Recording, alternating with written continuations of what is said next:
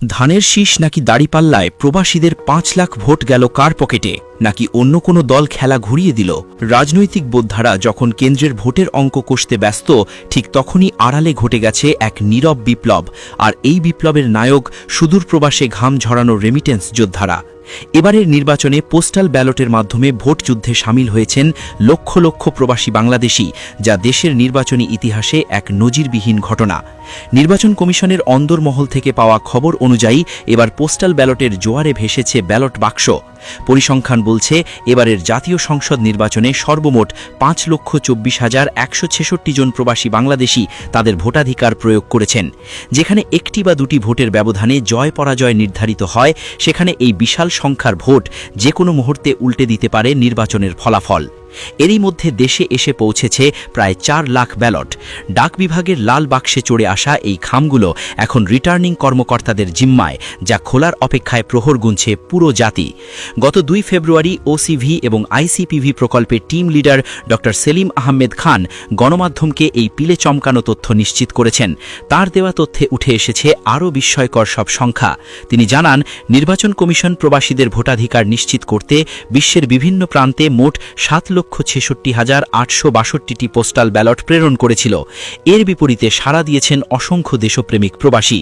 তাদের মধ্যে ৪,৬৪,২২৫ জন প্রবাসী তাদের ভোটাধিকার প্রয়োগের বিষয়টি নিশ্চিত করেছেন।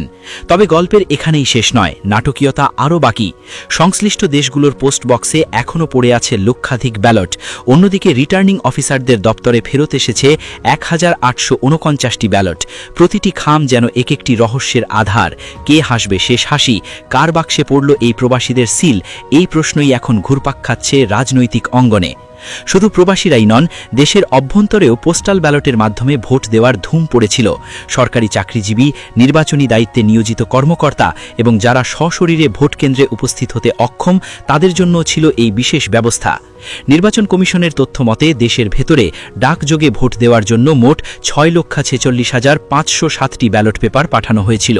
এর মধ্যে এখন পর্যন্ত ৪৩,৩১৯ জন ভোটার তাদের ভোটাধিকার প্রয়োগ করেছেন।